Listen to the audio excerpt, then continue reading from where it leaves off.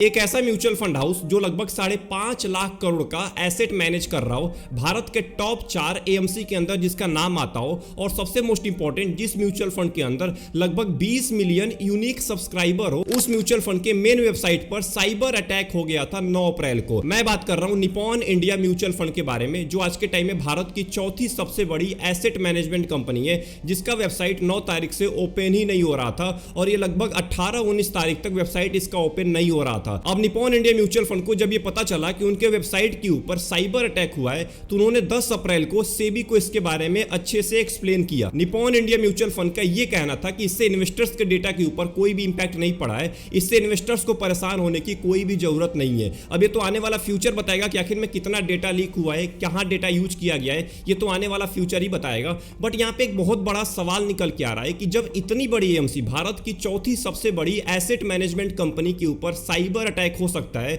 तो उससे जो छोटी एएमसी हैं, जो 5वें नंबर पे है, 6वें नंबर पे, 10वें नंबर पे, जो 100वें नंबर पे, उनके ऊपर तो आसानी से साइबर अटैक हो सकता है। क्योंकि अगर आप अपने सिक्योरिटी को इतना ही कमजोर रखेंगे तो उसके अंदर बहुत ज्यादा पैसा इन्वेस्ट है, यहां पे इन्वेस्टर्स का बहुत ज्यादा लॉस हो सकता है। चलिए, इसमें आपने बोला कि इन्वेस्टर्स का डेटा लीक नहीं हुआ है, इन्वेस्टर्स के ऊपर कोई इंपैक्ट नहीं पड़ेगा, बट आने वाले फ्यूचर के ऊपर हम कैसे विश्वास कर ले कि इन्वेस्टर्स के डेटा के ऊपर कोई इंपैक्ट नहीं पड़ेगा। आज साइबर अटैक हुआ था, कल कुछ भी हो सकता है, कल हैक भी हो सकता है, कल हो सकता है कि म्यूचुअल फंड की होल्डिंग ही बदल दिया जाए, तो ऐसा कुछ भी हो सकता है। तो अगर सेबी इसके ऊपर एक्शन नहीं लेगी, अगर ये जांच पड़ताल नहीं करेगी कि आखिर में वेबसाइट क्यों बंद हुआ था, क्यों लोग एसआईपी नहीं कर पा रहे थे, एसडब्ल्यूपी नहीं कर पा रहे थे, लमसम नहीं कर पा रहे थे, क्यों वेबसाइट ओपन नहीं हो रहा था, इसके बारे में सेबी को अच्छे से जांच करना पड़ेगा, तब जाके ये हल निकलेगा कि आखिर में निपॉन इंडिया म्यूचुअल फंड के साथ हुआ क्या था।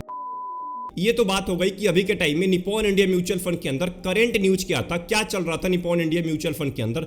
अब हम बात करने वाले हैं एक मोस्ट इंपॉर्टेंट टॉपिक के बारे में। बहुत दिनों से बहुत सारे लोग कमेंट बॉक्स के अंदर एक ही म्यूचुअल फंड का नाम ले रहे थे, जिसका नाम है Nippon India small cap mutual fund, जो कि स्मॉल कैप कैटेगरी का बहुत ही पुराना म्यूचुअल फंड है। इसका लमसम इन्वेस्टमेंट अभी के टाइम में बंद कर दिया गया है, क्योंकि बहुत ज्यादा यूएम हो चुका है, लगभग 55,000 करोड़ को पार कर चुका है। एक्सपेंस रेशियो है 0.7% का। सबसे मोस्ट इंपॉर्टेंट, अगर आप एक Nippon India small cap mutual fund के इन्वेस्टर हैं, तो ये वीडियो आपके लिए बहुत ज्यादा इंपॉर्टेंट होने वाली है, क्योंकि अब हम बात करने वाले हैं निपॉन इंडिया स्मॉल कैप के बारे में। इसको अच्छे से एनालाइज करेंगे, इसके रिटर्न के बारे में जानेंगे, रिस्क के बारे में जानेंगे, इसके पोर्टफोलियो के बारे में जानेंगे। तो इस पूरे वीडियो को यहां से ध्यान से वॉच करिएगा। एक बात का यह भी ध्यान रखिएगा, ये केवल इंफॉर्मेशन पर्पज के लिए, ये केवल नॉलेज पर्पज के लिए, कि आपको पता चले कि आखिर में निपॉन इंडिया स्मॉल कैप अभी के टाइम में कैसे परफॉर्मेंस दे रहा है, इसका इन्वेस्टमेंट स्टाइल क्या है, ये पोर्टफोलियो में कौन से स्टॉक्स को रखता है। आप उन स्टॉक्स के अंदर आंख बंद करके पैसा मत इन्वेस्ट करिएगा। इस म्यूचुअल फंड में इन्वेस्ट करने से पहले अपने गोल को और रिस्क को देख लीजिएगा, तभी आप पैसा डालिएगा। निपॉन इंडिया स्मॉल कैप के पिछले एक साल के रिटर्न के बारे में बात करें तो लगभग 6% का रिटर्न दिया है। बेंचमार्क को आसानी से बीट कर दिया है। बेंचमार्क है Nifty small cap 250 total return index. Category average से थोड़ा सा आपको कम रिटर्न देखने को मिला है। पिछले 6 महीने की अगर बात करें तो लगभग 14% तक नीचे गिर चुका है। बेंचमार्क के मुकाबले कम नीचे गिरा हुआ है, बट कैटेगरी से थोड़ा सा आपको ज्यादा गिरावट देखने को मिल रहा है। वहीं अगर 2 साल की बात करें तो लगभग 29% का रिटर्न दिया है।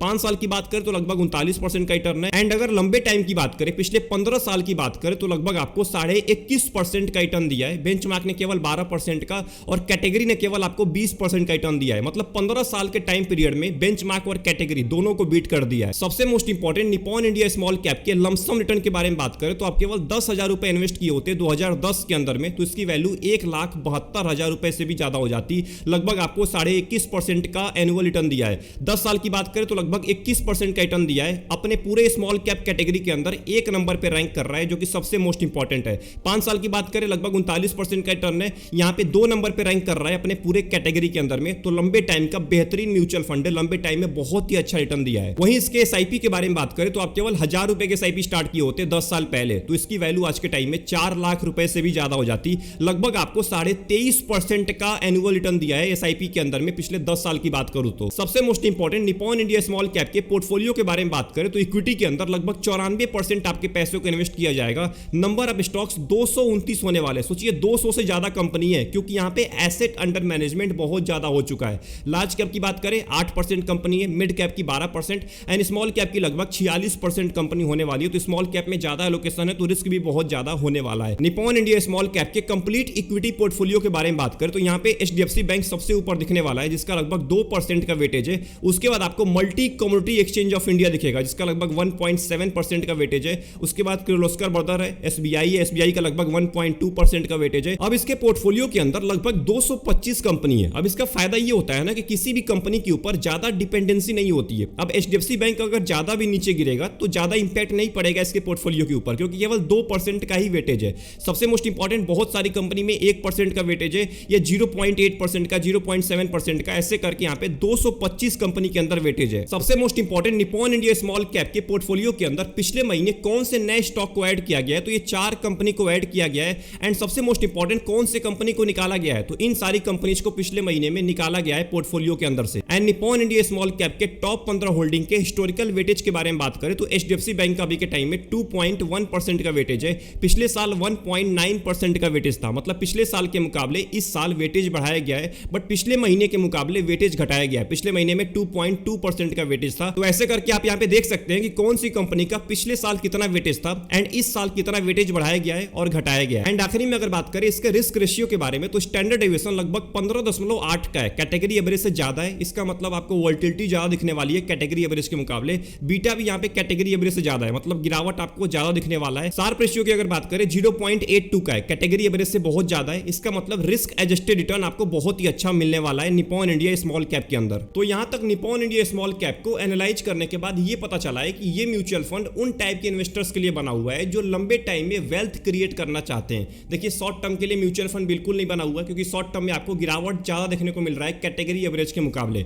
बट लॉन्ग टर्म के अंदर में पिछले 15 साल के अंदर में लगभग आपको 21-21.5% का रिटर्न दिया है, जो कि बहुत ज्यादा है कैटेगरी एवरेज और बेंचमार्क के मुकाबले। बेंचमार्क ने तो केवल 12% का ही रिटर्न दिया है पिछले 15 साल के अंदर में, इसने लगभग 21% का रिटर्न दिया है, जो कि लंबे टाइम के इन्वेस्टर्स के लिए बहुत ज्यादा होता है। जो 10 साल के लिए, 15 साल के लिए पैसा इन्वेस्ट करना चाहते हैं उनके लिए बहुत ज्यादा रिटर्न है वेल्थ क्रिएट करने के लिए। सबसे मोस्ट इंपॉर्टेंट, हमने इसके पोर्टफोलियो के बारे में बात किया। पोर्टफोलियो के अंदर स्मॉल कैप की कंपनी ज्यादा आपको दिखने वाली है, तो रिस्क ज्यादा होने वाला है। बट यहाँ पे 225 कंपनी है। अब यहाँ पे ये फायदा हो जाता है कि अगर कोई कंपनी ज्यादा नीचे भी गिर जाती है, मान के चलते हैं 2-3 कंपनी एकदम फ्लॉप हो जाती है, तो उससे आपके पोर्टफोलियो के ऊपर ज्यादा इंपैक्ट नहीं पड़ेगा, क्योंकि किसी भी कंपनी के अंदर ज्यादा वेटेज, ज्यादा डिपेंडेंसी आपको देखने को नहीं मिल रहा है। एंड हमने रिस्क के बारे में बात किया। रिस्क की बात करें तो यहाँ पर रिस्क बहुत ज्यादा होने वाला है। स्टैंडर्ड डेविएशन कैटेगरी एवरेज से ज्यादा है, बीटा भी कैटेगरी एवरेज से ज्यादा है। इसका मतलब गिरावट आपको ज्यादा देखने को मिलेगा कैटेगरी एवरेज के मुकाबले। बट बेंचमार्क को इस म्यूचुअल फंड ने लंबे टाइम के अंदर भी बीट किया है एंड शॉर्ट टर्म के अंदर भी आसानी से बीट कर दिया है। वहीं इसके रोलिंग रिटर्न के बारे में बात करें तो यहाँ पे भी 3 साल के पीरियड में अपने कैटेगरी एवरेज को आसानी से बीट कर दिया है। मतलब कि कुल मिला के अगर आप लंबे टाइम के अंदर में पैसा बनाना चाहते हैं, अगर आप वेल्थ क्रिएट करना चाहते हैं, अगर आपका गोल 15 साल का, 20 साल का, 25 साल का है,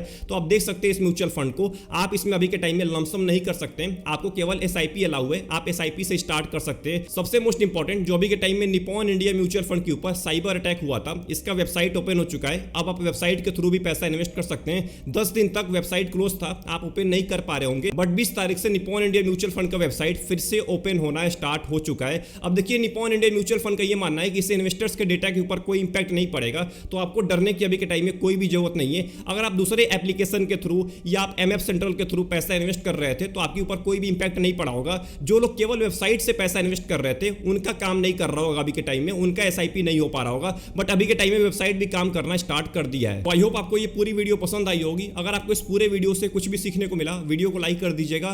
क्या आप एक निप्पॉन इंडिया म्यूचुअल फंड के इन्वेस्टर हैं? कमेंट बॉक्स के अंदर टाइप करना मत भूलिएगा। आपका क्या ओपिनियन है इस म्यूचुअल फंड को लेके, ये भी बताना मत भूलिएगा। मिलते हैं एक और इंपॉर्टेंट वीडियो में, तब तक के लिए अपना ध्यान रखिए। Best of luck, take care.